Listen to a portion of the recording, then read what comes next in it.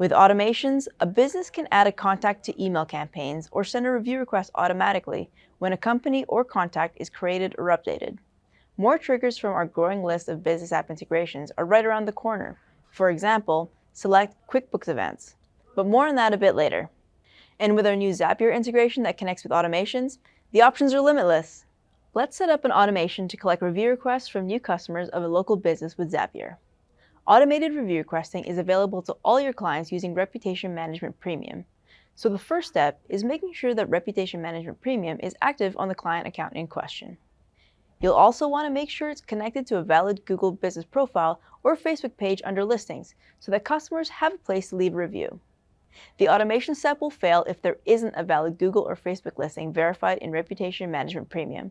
So this is an important step. Now is also a good time to take a look at the email review requesting template and customize it as desired. You can also set the review request to go out via SMS, though text editing isn't available at this time. Once that's all set, we're ready to build the automation. Soon, there'll be a review request template in automations, but for now, we'll build our own. We're going to set when a contact is created as the trigger, with added criteria that the contact source is Jobber. It's important to send the review request as soon as possible after a customer has experienced the business's product or service, but not sooner, and not in the middle of the night. This is where you can use the upcoming delay steps to time the following action just right. After that, we can add the action, which is send a review request. Now we'll head over to Zapier and select the trigger. What's going to set off this whole chain of events that will result in a review request being sent to a customer? How about when a job is marked as completed in Jobber? Once that's set as the trigger and the correct Jobber account is connected, it's time to choose the app that will carry out the desired action. Business app. You'll be prompted to sign into your business app in order to connect your account.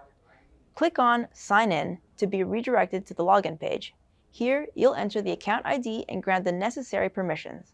After this, you'll be automatically redirected back to Zapier. You'll see that the organization ID automatically populates the account ID. Next, we'll choose the action to be performed when the Zap is triggered.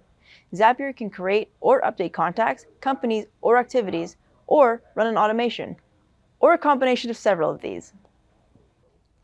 The first action we'll set in this case is create or update contact in Business app. Make sure to set the source name field, which is what will qualify the Business app automation to run. We're also going to create or update an activity in Business app so that a record of that job completion gets logged into the contacts record in the Business app CRM. And yes, Zapier is available for you to use with Partner Center too. Look for Vendasta in Zapier to start streamlining workflows involving external systems for your agency.